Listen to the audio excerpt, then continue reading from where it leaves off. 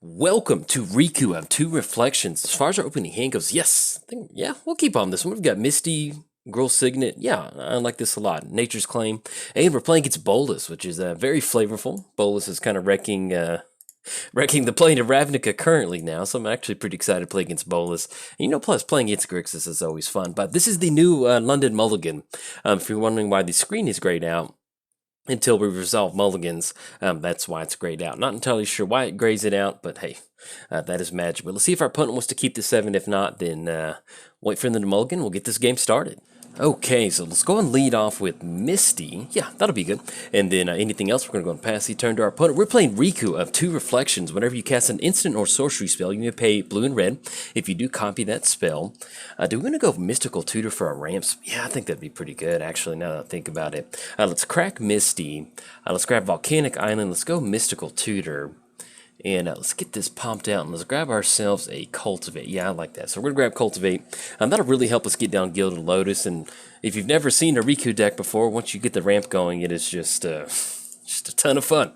And it enables a lot of really good things. So let's go Girl Signet, and then we'll kick it back over there. But yes, we're playing Riku of Two Reflections. Whenever you cast an instant or sorcery spell, you may pay blue and red. If you do, copy that spell. Then whenever a non-token creature enters the battlefield under your control, you may pay blue-green. If you do, create a token that's a copy of that creature. Playing against Nicol Bolas the Ravager. We're going to go for it. Let's see if this Cultivate's going to stick. Might be running into a counter spell. Not the worst thing. Oh, there we go. Phew. Okay. We are staring down. We're pretty good on red-green. So let's go Island. Yeah, let's go and grab another. So we got Island. Yeah, we'll go and grab another green source. I think that'd be pretty good.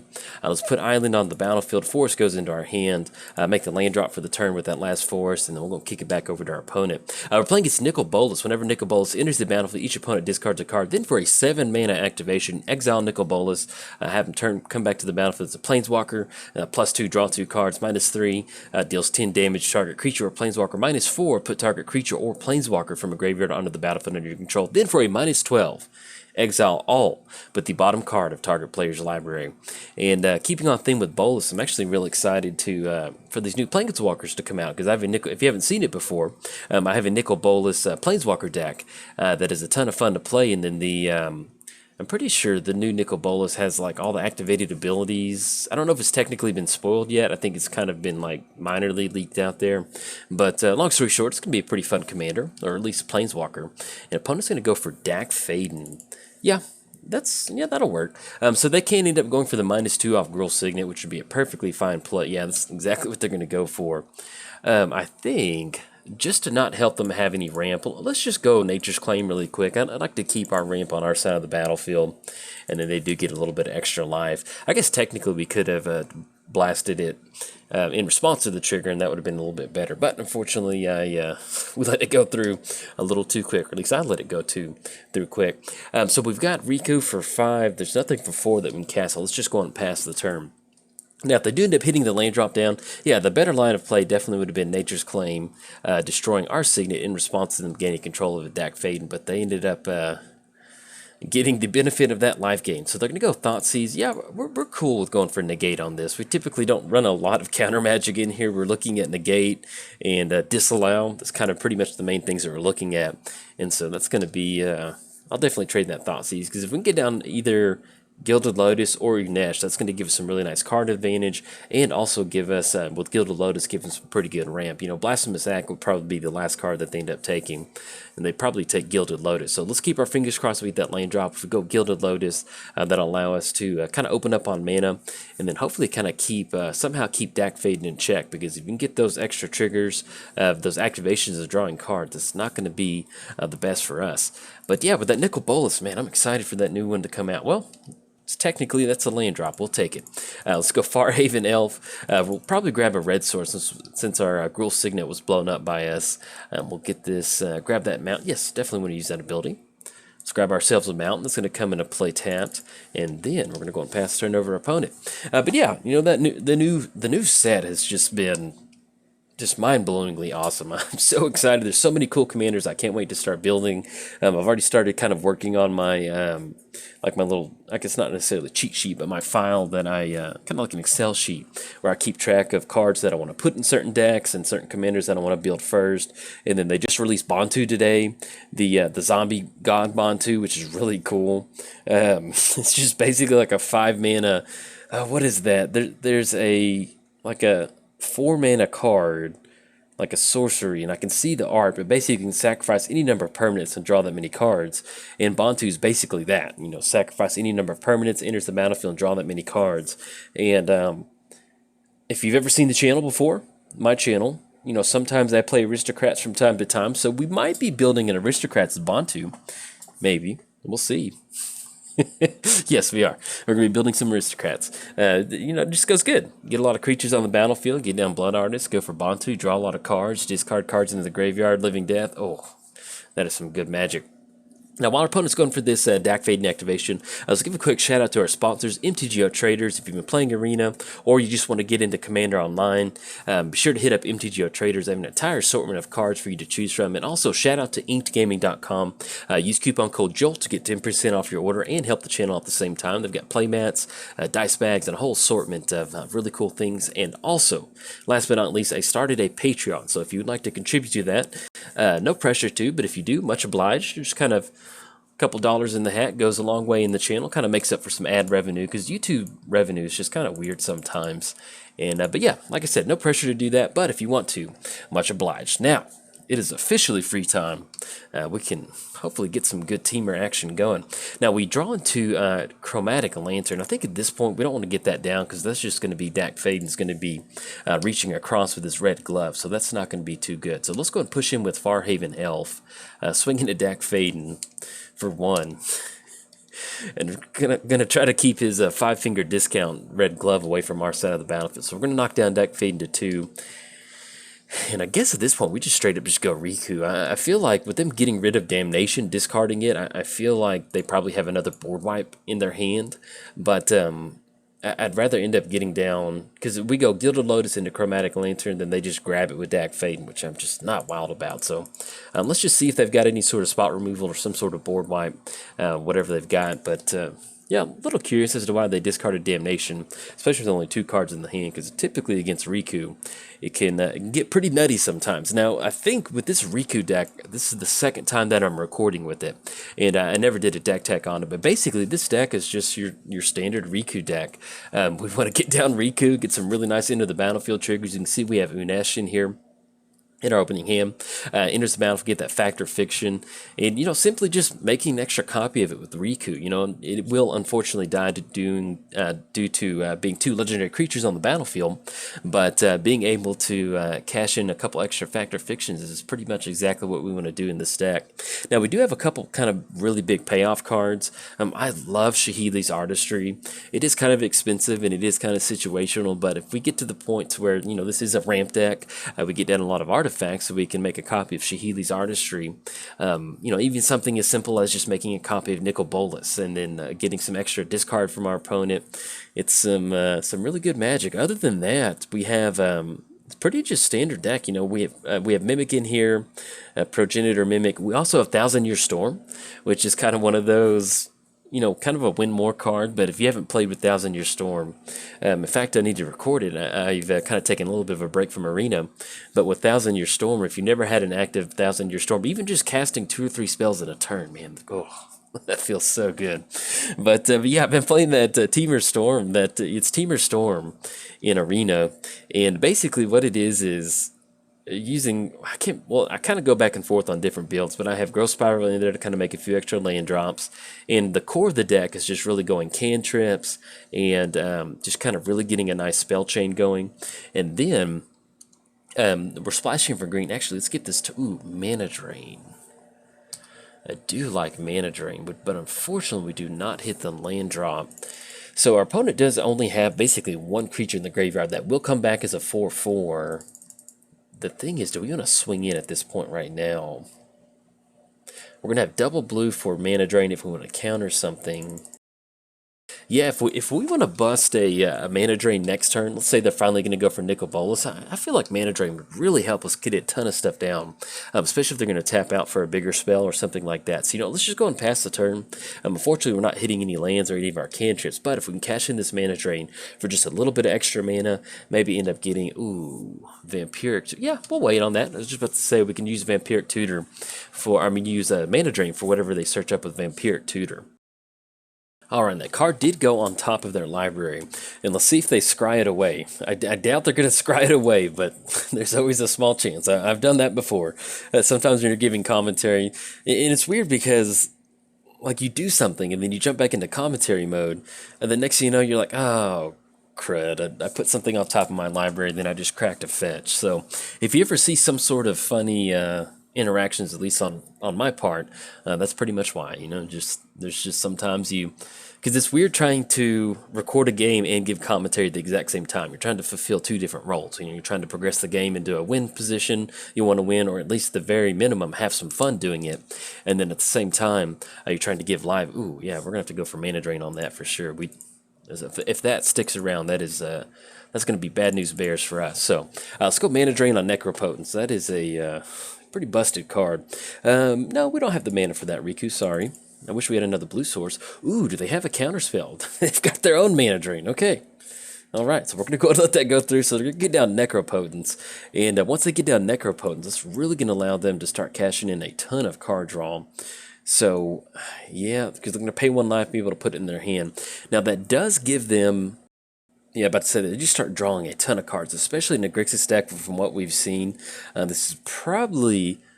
Not what I'm going to say it's just over yet, but this is going to get, if you're keeping score at home, it's definitely going to transition more to the this is not looking good side. So if you want to go and check that box on your score sheet, that would probably be a pretty good opportunity to do that now.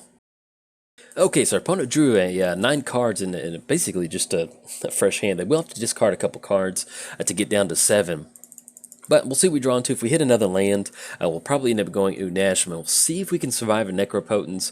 But if a Necropotence sticks around on the battlefield, that is, it's not going to be good. But that was pretty nice by our opponent. We got mana drains clashing against each other. Kind of feels like some old school Magic. Okay, and we draw into Wood Elves, which is once again not what we wanted to see. So we go Gilded Lotus. That gets down Chromatic, a Lantern.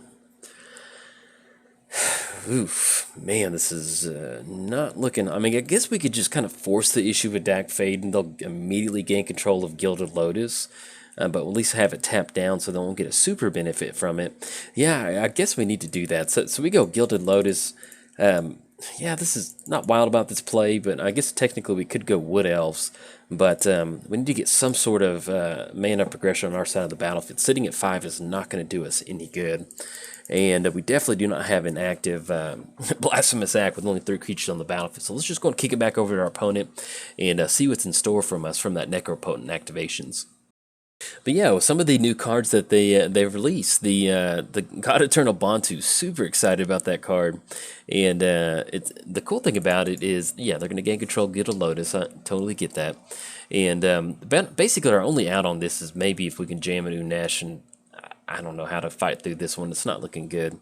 But yeah, I've been really excited with this new set so far. It's like, especially the raised board, when they release like a board god, it's like, yes, we need that. Or at least I need that. They did release Spark Double today, which is really interesting. So basically, it's a soul. Yeah, that's fine. You may have Spark Double enter the battlefield as a copy of a creature or a planeswalker you control, except it enters with an additional +1 counter on it.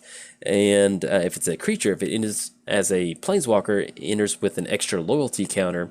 And then it isn't legendary if that permanent is legendary. So it's kind of like Planeswalker number 2 for whatever sort of commander deck that you're building. Let's say that you end up going... Oh, an opponent went for Languish. Yeah, they're going to get it on that one. But yeah, so let's say that we have Teferi on the battlefield. We go Spark Double on Teferi. That's going to give us a double Teferis on the battlefield. Now, we're going to let our opponent kind of go through another Necropotence thing, but to be perfectly honest, card advantage like Necropotence is going to win this game. Let's see. We do Parallel Lives. Okay.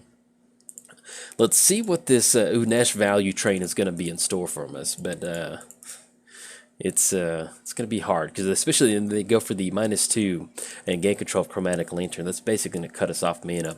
Alright, so they've got Mana Leak. All right. We've seen enough. I'm going to throw the towel in on this one, see if we can't get a little bit of a better game. We'll go over to the chat real quick. All right, our opponent's going to get in on this one. I'm going to go with Scoot. I mean, maybe we could play out to our outs on this and something like this, but you know, basically, when you have card advantage like Necropotence, it is just so hard to beat, and especially with us being at turn 9, and we're just not hitting our land drops, staring down a Dak Fade, and this is just an uphill battle that we're definitely not equipped to fight this uphill battle. We'll see if we can't kind of shift this one over into another game, but if you enjoyed the video, like and subscribe. Thanks. Bye. Welcome to God Eternal Bontu. As far as opening hand goes, yes. Keep on this one in a heartbeat. We've got double swamps in the hand. We've got Doomblade. We've got Mana Crypt, and another sack outlet, and not sack outlet, but some sack fodder for Nether Trader. And we're playing against Tasa, so it should be pretty good fun. Should be a pretty fun match. And we just got done recording the lounge not too long ago, and I might. Well, let me say this. Maybe there's a lounge coming out sometime soon tomorrow. Who knows? And if I were participating in that lounge, maybe I might be playing Bontu, but it's pretty good. All right, so let's go ahead and we'll get our turn rolling, and I'll kind of explain what we've got going on with God Eternal Bontu. So see, we draw into Grey Merchant. We go Swamp, and then anything else, we're going to go pass turn to our opponent. We are playing God Eternal Bontu minutes. Whenever God Eternal Bontu enters the battlefield, sacrifice any number of other permanents, then draw that many cards. Then whenever God Eternal Bontu dies or is put into exile from the battlefield, you may put it into its owner's library third from the top, and our opponents can be off with their very own super secret Nether Trader swinging across for 1. So if you're keeping score at home, that is definitely a 29 turn clock we've got, so we need to get some stuff moving on our side of the battlefield. We go Swamp, and I think at this point, yeah, I kind of like going Mana Crypt into Sad Robot. That's pretty gnarly. We are playing against white, so they might have some sort of artifact. I mean, yeah, artifact destruction, but when you have this option, you got to go for it. So we're going to go Sad Robot. Let's find ourselves another basic Swamp. We're going to put that onto the battlefield. And then we'll pass the turn to our opponent. And that way we've got a blocker. Actually, excuse me, we cannot block on Nether Trader because it is a shadow. So we'll not be able to chump block with Sad Robot. So we're playing against Tasa. Sacrifice 3 white creatures, exile target creature. Then whenever another black creature you control dies, create a 1/1 white spirit creature token with flying. And our opponent's off to a pretty heavy black start so far. Now, as far as this God Eternal Bontu deck, this is pretty much everything that you want in an Aristocrats deck. You know, whenever they released Bontu, I was just kind of taken aback. I kept looking at it like, oh my gosh, that's everything you need in Aristocrats. Like, this is the perfect Aristocrats commander, other than him not having some sort of way to bring stuff out of the graveyard. I'm just going to choose Tails on this Mana Crypt trigger. Lost the flip. We are 0 for 1 on our Mana Crypt triggers. And, ooh, there we go. I was about to say, you just need something like Living Death with the Bontu, and you're certainly good to go. So at this point right now, we have Afterlife from our opponents. Yeah, let's go Nether Trader. I think I like this. So we go Nether Trader, and then next turn, we could end up going for Actually, if we go for Priest, no, that'll just give us 3 mana. So we're just going to go and pass the turn to our opponent. That way we can at least trade Nether Trader for Nether Trader if we wanted to. They both have Shadow. But at this point right now, we're going to basically try to set up a nice God Eternal Bontu for next turn. So one of the cool things that you can do and incorporate in your deck building that you normally don't really do in your normal Aristocrat decks is you can get stuff that are essentially free spells. Or let's say that you get down Phyrexian Rager that's going to enter the battlefield, draw you card, and then you can sacrifice it to Bontu when it enters the battlefield and draw an additional card. So that's what kind of makes this deck so fun, is that you're just looking to get as many creatures onto the battlefield, as many bodies on the battlefield, get Bontu down, sacrifice it, and then see what sort of good board state we can develop. At least next time, we're going to go for Priest to add that triple black mana to our mana pool. Let's go and choose Tails on this Mana Crypt trigger. And on the flip, we're 1 for 2 on our Mana Crypts, and then we run into Damnation. So let's go for Priest. It's going to be triple black, get added to our mana pool, and we're just going to sack this entire board out. Yeah, I like that. So we're going to add triple black. Let's go Bontu. And we could sacrifice Mana Crypt, but I think at this point, we're just going to sacrifice all 3 creatures. You know, that'll be 3 card draw, and that puts us on a 5-6 minutes. So we're going to sacrifice Sad Robot, Nether Trader, and Priest. So click OK on that. Kalitas, Read the Bones, and unfortunately we can't pay that green. We'll get 1 more card draw from Sad Robot. Oh, look at that, yes. And the cool thing about just ripping into a ton of cards is that, yeah, not going to pay for that, is that, you know, you can start to discard them into the graveyard, and when you already have something like Living Death in your hand, it really kind of sets up for a really nice Living Death. Let's go land drop for the turn. That's going to be Swamp.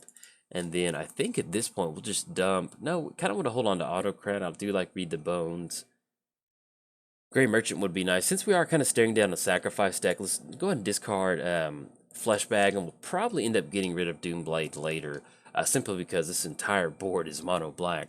But yeah, like I mentioned, we get down God Eternal onto the battlefield, we start to draw a ton of cards, and then once we go past, our discard, dump him in there, you can use something like Living Death to set up a really nice one. Let's give a quick shout out to our sponsors, MTGOTraders. If you need to get into Magic Online, whether it's Commander, Legacy, Modern, Penny Dreadful, all the fun formats on Magic Online, be sure to hit up MTGOTraders. Shout out to inkgaming.com. You can use coupon code JOLT to get 10% off your order and help the channel at the same time. And last but not least, I started a Patreon, so if you'd like to contribute to that, I can get your name at the beginning or the ending of the credits, and if you don't, hey, no problem. Much obliged. No worries. And now it is officially free time. We can have some fun. So, with Bontu, and what we could do, we could just straight up just go for a Living Death. But I think at this point, let's go Read the Bones. Because we can at least still get down Kalitas. We'll go ahead and put that on the bottom. Put Gilded Lotus on the bottom. Okay, and the Weaponcraft Enthusiast. Yeah, I think at this point, we just want to kind of start rebuilding back towards another Bontu. So let's go for... Actually, let's go Kalitas, because once we get down Kalitas, we can go for something like Damnation, and that's going to give us a lot extra creatures on our side of the battlefield and make it to where we can kind of recast Bontu or set up a really nice Living Death. So let's go ahead and push in with Bontu. It's going to knock them down to 25, and then we'll go ahead and pass the turn back over to our side. But yeah, there's just a lot of overlapping synergy in here. We do have some pretty cool, fun cards in here. Some different things like a Thrilling Encore. So let's say that we have Bontu enter the battlefield using either something like Reanimate, or we just have that mana so we can bring everything back and just kind of rinse and repeat. One of the all-star cards in this deck is going to be Indrik, the Master Breeder. Whenever you cast Bontu, that's going to give you 5 little creepy throw tokens on the battlefield. I mean, you can sacrifice the Master Breeder and God Eternal Bontu to all of those and just really cash in some nice card draw. And, that's what makes God Eternal so good is, even if you're not running Aristocrats, you are going to get rewarded for running Aristocrats because you want to sacrifice some creatures. But if you're not running Aristocrats, you can set up a really nice kind of mono-black control style deck, even without, getting real heavy on Blood Artists and Zulaports and different things like that. Just being able to have that card draw engine with God Eternal Bontu really works out. And also, getting to add stuff in there like Skull Clamp to Skull Clamp some of your Nether Traders. So, all right, so we got Nether Trader swinging in for 1. That will put us down to 17. And we'll go and block with the Enforcer, because that's going to get rid of that. It's going to give us a 2/2 zombie and stop that token from coming across. So we're not going to be able to pay for that that ability. But what just happened? Oh, it's got Death Touch. I forgot. Either way, we want it in the graveyard, so that's fine with us. All right, so we're going to choose Tails on this one. Sorry about that. Lost the Mana Crypt flip. That's going to put us down to 17. Ooh, and there we go. Drawn to Blood Artist. Now, the only thing is we don't have a sack outlet right now. And with Living Death, what we could do is we could try to go for Awaken. Yeah, let's try that. Let's go, because we've got 7 mana. And I don't mind getting down Blood Artist. Yeah, let's do that. So let's go Blood Artist. And let's just get a really nice zombie token. We're going to make our opponent we're going to basically put our opponent in top deck mode. So we're going to go for Awaken. And that's going to give us 6. And that's the other thing. You're just drawing a ton of cards. We do have the Horsemanship done. I think I can't remember the rest of his name. But let's go and swing it with God Eternal Bontu. Now, if they want to block triple zombies, that's perfectly fine. That we can recast it and kind of sack and draw a few more. So let's swing in with God Eternal Bontu. And then that way, that'll be a few more Blood Artist triggers. And we were able to grab Call to the Feast, Mortify, and Anointed Procession from our opponent. So, that, being able to grab a Anointed Procession off Awaken, I will definitely take that. So we're going to swing with God Eternal Bontu. Let's see if they want to offer up any blocks on this. Okay, so they're going to double block on God Eternal Bontu. That's going to be a, yeah, there we go. Assign the attacker damage. It's going to be a double Blood Artist trigger, so we'll get those 2 triggers on the stack. And then you can definitely see where, even if you're not heavy Aristocrats, simply just running 1 copy of Blood Artist in here. Let's say that we're casting Bontu out of the command zone. we're really going to be able to end up with some really nice Blood Artist triggers, especially when you amplify that out with something like Zulaport Cutthroat and Falconwrath Noble. You're definitely on the right path. But yeah, if you're not wanting to go full board Aristocrats, one of the ways you can definitely take it is just good utility enter the battlefield creatures. So that's going to be stuff like Ravenous Chupacabra, Fleshbag. Well, Fleshbag's most of the time is going to get sacrificed, but you know, some sort of creature that's kind of like a 2-for-1. You know, it's going to enter the battlefield, give you some sort of incremental value, and then you can sacrifice that to Bontu to just kind of cash it in for a card draw. So, all right, so they're swinging in for 2. That's going to put us down to 17. And hopefully we just don't... I'm sure we can get some pretty good stuff swinging in with all of our zombie army. We'll end up having to trade. That'll give us 3 extra zombies. But let's see. Ooh, Bloodthorn Vampire. Okay. I'm just going to choose Tails on this Mana Crypt trigger. 1 the flip. And we draw in 2 swamps. So let's go and push in with the entire crew. Not going to be swinging the Blood Artist. He is not the best attacker. He's typically a 0-1, so that's not exactly what you're looking for in an attacker. So we're going to swing in with 7 zombies. We do have 14 power of damage and zombies coming across, and we do have at least menace from God Eternal Bontu. So if they want to end up dealing with God Eternal Bontu, they could declare maybe double zombies onto Bontu, but either way, it looks like we're going to make some pretty good trades, and that's going to be 1, 2, 3, 4, 5, 6. That's going to be 6 Blood Artist triggers, in addition to God Eternal's trigger, and I think that might end up being lethal, because that's going to, if they don't offer up, they're going to have to let some of this damage go through. They're going to put 1 more creature on God Eternal Bontu.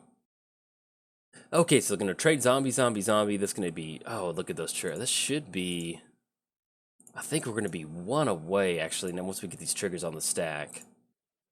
Okay, it's going to put our opponent all the way down to 1, and we'll go and make the lane drop for the turn this last swamp, and then anything else we're going to pass the turn to our opponent. So, if they run into a fetch lane, if they want to make any sort of trade, if they sacrifice a creature with Bloodthorn Vampire, even if they just target Blood Artist, we're going to be able to close this game out, thankfully, to that trigger. So, we'll see what they get rolling for the turn, but, you know, this is pretty much what we want to do, you know, sack the board out, and then we just basically just trade Nether Trader on Nether Trader. That should be good, so we'll see what else they've got, but that's going to be double Blood Artist trigger, so good game to our opponent, and nice little showing of what God Eternal's capable of. You know, even that Awaken the Erstwhile, you know, that's kind of one of those, I'm still kind of testing it out in the deck, so you can definitely see where, you know, if we've got a ton of card draw, being able to just dump a ton of tokens on the battlefield and having some sort of way to bring God Eternal back to the command zone, sack all those cards, basically just kind of recycle your hand. And even though we did, you know, you want to go for a Living Death, even though we did discard it, we do have the One-Eyed, I think that's what his name is, yeah, Dun Zaho, the Dun, I can't say his name, but anyway, it's the mono black legendary creature that will bring back a card from your graveyard to your hand, so that's going to allow you to bring back Living Death. So even if you discard it to something like that, you can, even if you discard it to something like that, you can still end up with a really nice value. So anyways, if you enjoyed the video, like, subscribe. Thanks. Bye. Welcome to Feather the Redeemed. Hope you're excited. As far as our opening hand goes, yes, we're going to keep on this one. We've got 2 lanes. We've got Cold Steel Heart. We don't really have a lot of instant or sorceries, but we've got pretty much a ton of good utility cards to, once we finally do draw into those instant and sorceries, get some good stuff going. And we're playing against Zedru, the Great Hearted, which it's been a very long time since I've played against him. I'm trying to remember, because every once in a while, there's sometimes where I run into a commander that I actually haven't played against before. And, you know, with Zedru being very popular, you would think that I've played against him. At least I'd probably say I probably got one or two recorded games against him. It's not that many. So let's go and lead off with Inspiring Vantage. There we go. Starting to cash in some of that instant and sorcery. Let's go for Inspiring Vantage. Nothing for 1, and then we're going to go and pass the turn over to our opponent. We're playing Feather the Redeemed, flying. Whenever you cast an instant or sorcery spell that targets a creature you control, exile that card instead of putting it into your graveyard as it resolves. If you do, return it to your hand at the beginning of the next end step. Playing against the Great Hearted. It is his will that we have all these things. At the beginning, I'll explain that in a second. At the beginning of your upkeep, you gain X life and draw X cards, where X is the number of permanents that you own that your opponents control. Then for a 3-mana activation, there's the Baked Potato, Fellware Stone, and then for a 3-mana activation, target opponent gains control of target permanent you control. So if you're keeping score at home, you can definitely check the Baked Potato box. There it is. It made an appearance. Let's go Arid Mesa. We're going to crack Arid Mesa, grab ourselves a Plateau, have that come into play untapped. Oh yeah, there we go. And then we go for Cold Steel Heart. This can be double red. That way we can make an angry Cold Steel Heart. And I think since we've got a ton of white we're going on, so we're going to choose white for this Cold Steel Heart. And then pass the turn to our opponent. So we did cover both commanders. Let's give a quick shout out to our sponsors, MTGOTraders. If you want to build your very own Boros Battalion with Feather and start casting a bunch of value spells, then head over to MTGOTraders. They will certainly take care of you. And shout out to inkgaming.com. You can use coupon code JOLT to get 10% off your order, or go to their website, type in Jolt539 into the search bar, and you can see some of the cool playmat designs that I have over there. I've got a Scry and the Scurry playmat that's pretty neat, so go over there and check it out, or you can click down on the link in the description below to have that coupon be applied. Now, fortunately, we did not hit the land drop or any sort of mana rock, so I think at this point we just kind of go for Feathered. Yeah, let's go for that. So we're going to go for Feather. That's going to be white, and then one more white, then one red. We're going to get Feather down. And then we've got some stuff that we can kind of start going through. You know, if we just keep going through Defiant Strike every turn, that's going to allow us to get some sort of card advantage. So we'll take that. So we talked about MTGOTraders, Ink Gaming. Last but not least, I started a Patreon. So if you'd like to contribute to the Patreon, there's a link down in the description below. I can get your name at the beginning or the ending of the credits, and then sometimes I do some random. Oh, Gilded Drake. Oh, I hate that card. All right, so they're going to grab Feather. And since this is a triple colored commander that we're running in this deck, I don't think we have Homer Path in here, so this is all right. We're off to a great start. Let's go. I think we can still beat it. It's just not good. You know, we can't go Wrath of God. That way we can just hit the reset button on this entire thing. I think that'll be pretty good. So let's go Wrath of God. We're going to crack Marsh Flats. Just because we do have a lot of spells that are red or white, we're going to go ahead and pay 2 life to shock this one in. Let's go Wrath of God. That way we can just hit the reset button. And sometimes the furthest left card in my hand, if I forget about it or if I don't play a card that's the actual, like literally the furthest left card, that's because as I draw cards, I work from the right to the left, and so sometimes I forget about cards. So anyway, there it is. But yeah, long story short, start a Patreon if you like to contribute. You can head over there. If you don't, tell somebody about the channel. That'd be a great way to help support me, so I certainly appreciate that. Now, it is officially free time. We can have some fun. So our opponent's going to go for Windfall. Each opponent discards their hand and draws that many cards. And as far as we're concerned, that's pretty good for us. We hit another lane, we get Feather down. And the only downside is we missed out on Anointed Procession. But there's a lot of good stuff in here that we can be doing. So we go Plains. And let's get Feather going again. That's going to be 5 total mana. Yeah, you know, if they've got Spot Room, well, do we actually want to... Yeah, let's leave up Protection. I think that'll be the better option for us. So we're at 26 right now. Yeah, I think I like going Gutter Snipe. So we're going to go white, white, and then red. And then that way we can just have some protection for Feather. Because, you know, we need these spells to really start to stick around. And now that we have Gutter Snipe down, we'll be in a pretty good position. But... let's go and jump into the deck tech. So as far as Feather the Redeemed, what are we doing with this deck? You know, this is, you know, at its core, a very standard Feather deck. You know, we've got stuff like Titan Strength and Defiant Strike and, you know, get that Age of Empires Priest chant with Defiant Strike, just kind of just keep that going. But the main thing that we're also doing, kind of plan B for the deck, is we're running a lot of token enablers. We're running a lot of things that, you know, you just want to cast spells. So let's say that we have Gutter Snipe down, cast an instant or sorcery. That's going to allow us to deal 2 damage to our opponent. We get down Student of Ojutai, cast a non-creature spell. We gain a couple life. You saw in our earlier hand, we had 10th District Legionnaire, and we also had the High Priest to bring some of these good utility creatures back to our hand. So that's kind of our gameplay. We also have Goblin Slide in here, which is one of those cards that I've always enjoyed, and I never really had a deck to put it into, and this one works out perfectly. So, and then we've got a few other things in here, but let's go Flooded Strand. And we're going to go and crack Flooded Strand. We're going to grab ourselves a Plains, have that come into play tap. Let's go for Feather. That's going to be white, white, and then 1 red color.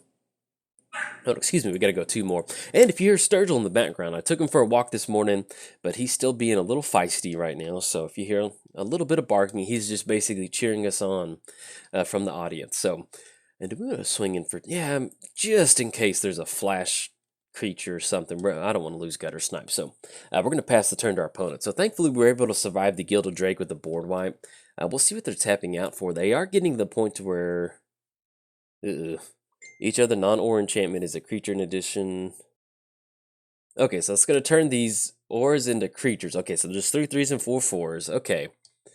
And this is why I hate playing against Zedru, and one versus one because I'm like, I never get to play against him a lot, and there's just a lot of times where I'm like, we're about to lose, aren't we? It's kind of like if you're a little kid and you've got an aunt or uncle and you know they're messing with you, but you don't know how they're messing with you. You're like, I think you're pulling my chain. Like that's how I feel with Zedry. That feels like we're getting our chain pulled at any point. All right, so opponent's gonna go Ristic Study. Yeah, we'll go and let that go through. If we end up having to cast Brave the Elements, then unfortunately that's gonna. Oh, actually, we can just go Path to Exile on Ristic Study too. That would certainly work. Let's see what they're tapping out for. Decree of Silence. Whenever the opponent casts a spell, and so that will. So we have to like just stream up. Yeah. So we can remove a depletion counter from it. That's going to put it down. We've got Titan Strength Student because we need this to be sacrificed. All right, so we're going to hold on to Brave the Elements. We're going to go for Titan Strength so we can at least still get that back as it resolves. So unfortunately, yeah, with Feather, unfortunately, with that being a as it resolves, we're not going to be able to get it back, but we can start getting rid of these counters at least at the very bare minimum. We're going to get rid of those counters. So they're going to swing it for 4. Let's knock us down to 21. And yeah, it's not good right now, but we can at least go ahead. Oh, we could have blocked with Feather. I'm sorry about that. That's a little bit of a misplay on my part. I was just trying to. And the other thing with when you're recording and playing against a deck that you're normally not used to, and especially something like Decree of Silence, is sometimes you're just trying to like just take in the board state and make sure that you're not missing something that's painfully obvious. Like, are they going to be able to just keep these depletion counters going somehow? So there's just some times where I'm trying to make sure I'm not missing something on the actual board before we go for a certain line of play, and then I forgot that we could have just gone for Titan Strength. That would have been +3/+1. We would have scryed, and we'd have gotten rid of Ley Line of Anticipation. So, oh, but excuse me, yeah, it would have been countered with the Decree, so never mind. We were good on that one. All right, so they're swinging for 4, knock us down to 21, and then let's see what we draw into. There we go. I was talking about Goblin Slide. It always feels good to talk a card up and then draw into it. So I guess we go Student of Ojutai. That's going to get countered by Decree of Silence. So we're going to go white. That's going to be one more depletion counter. Yeah, and we're just giving them a ton of card draw. But I still like leaving up Brave the Elements. So we're not going to pay for Ristic Study. That's going to be one more depletion counter. And we go Boreal's Guildgate. I guess at this point we just go Path to Exile. If we end up going Brave the Elements, it's going to give us protection, but Path to Exile keep coming back to our hand. That's really going to ramp our opponent. So I think we just go and force the Path to Exile on Ristic Study. It's not going to go through. We're going to get one more depletion counter. And so this was basically a huge 2-for-1 for our opponent. They've gotten us to counter 3 spells in a row, and they've gotten to draw a bunch of cards off Ristic Study. We're still going to leave out Brave the Elements, though, because we need Feather to stick around. Then hopefully we can get lucky and not just... yeah, that was pretty brutal. So that's going to be 2 damage to our opponent. Let's simply just going to go ahead and pass the turn, and then we'll kick it back over there. But yeah, outside of the traditional Feather stuff, other than that, you're just doing Goblin Slide. We've got Young Pyromancer in here. We've got Monastery Mentor. Basically, we just kind of want to build this red-white Spellslinger deck that's not necessarily like a Storm deck, but we just want to build up some really nice value. You know, having that ability to bring stuff back to your hand with Feather is such a strong effect for this deck. You know, it really does work out. And then, oh, there we go. Got our opponent to not do the swinging with Ley Line of Anticipation. Now, as far as Sarah's Sanctum goes, that we're looking at 1, 2, 3, 4. So they've got about 4 mana over there, basically just off of that Sanctum. So hopefully they don't get into a ton of stuff, and we'll see what we draw into. If we can start kind of chaining together some Brave the Elements each turn, bringing it back, that'll really kind of help us. In fact, with Feather, yeah, if we end up going for Brave the Elements this turn, that'll be another Gutter Snipe, and then another Gutter Snipe trigger. And we try to set up a little bit of damage to our opponent. Oh, but as far as the Zedru meme, if you want to look it up, type in... go to Google and type in the Will of Zedru. And I'm going to try to remember, but it's basically just about him giving, him or her, I think. I can't remember if that's a female. Anyway, it's about Zedru giving people, like, here's this half-eaten sandwich. And they're like, I don't want this sandwich, Zedru. And then they're like, uh-oh, I look tutor. And then he's like, no, he or she is like, it is the will of Zedru that you have this half-eaten sandwich. So I'm probably just going to go for Idyllic Tutor, search your library for an enchantment card. So this might be another piece that they can really kind of lock us down for. So let's see what they end up grabbing with Tutor. And let's see what they grabbed. Imprisoned in the Moon. So they're going to go for... And, you know, let's go Brave the Elements in response to that. So we're going to go Brave the Elements. That's going to be blue. Unfortunately, we're going to have to play that into Ristic Study, but at least once we get down the Brave the Elements on blue, that's going to send it back into the graveyard. But if they've got another piece of spot removal, and then they've got it. So let's see what that's going to be. Or even some sort of counterspell to stop Brave the Elements. Okay, so they're going to flash in Azorius Signet, and we'll get this closed out and see what else it is. Okay, opponent's going to go Hardcast Force of Will on Brave the Elements. So that's going to turn Feather into a Imprisoned in the Moon. It's going to be 2 damage up top. I'm not going to be able to pay for Ristic Study. Let's see what we draw into. But if you're keeping score at home, you can officially click the this is not looking good box. This is, it's progressed very badly for us. Ranger of Eos. Yeah, we're going to go and scoop it up. Good game to our opponent on this one. Yeah, there's just, you know, sometimes when you get down to opulence, and they've got it on this one. So I'm going to go and scoop it up. We've seen enough over here. So anyways, if you enjoyed the video, like and subscribe. Thanks. Bye.